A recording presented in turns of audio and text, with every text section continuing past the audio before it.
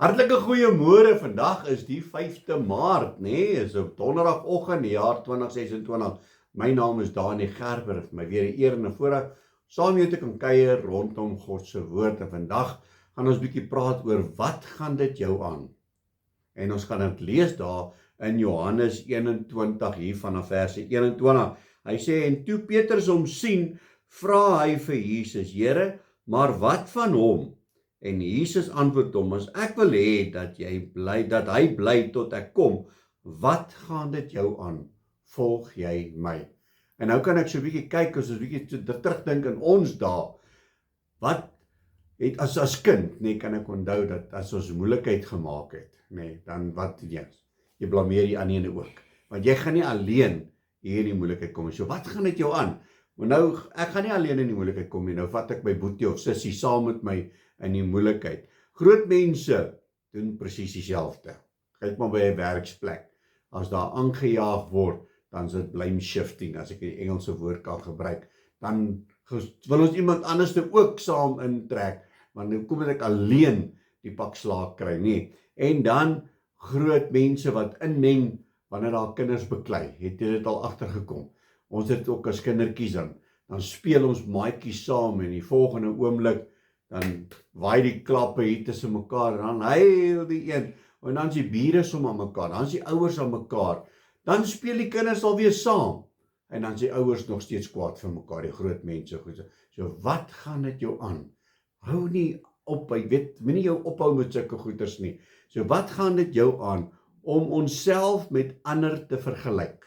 Is dit nie maar ook wat ons doen nie? Ons wil altyd kyk, hoe is ek beter as 'n ander een, of hoekom is 'n ander een beter af as ek? Moenie opkyk na sulke goeters nie. Hy sê, want dit doen meer skade as goed wanneer ek en jy dit doen. Kyk na kinders wat ek van gepraat het, as hulle saam speel en goeters, hulle beklei, en dan kom die ouers, hulle raak betrokke, dit is 'n groot gemors, en die kinders speel weer saam, en die ouers is nog steeds kwaad vir mekaar, en dan vir jare praat hulle nie met mekaar nie. En dan, as ons al hierdie dinge op sy sit, en ons fokus net op iets wat vir ons meer belangrik is, en dit is God, dan kan al hierdie goedjies wegval. Hoor wat sê hy weer eens vir ons hierso in vers 22.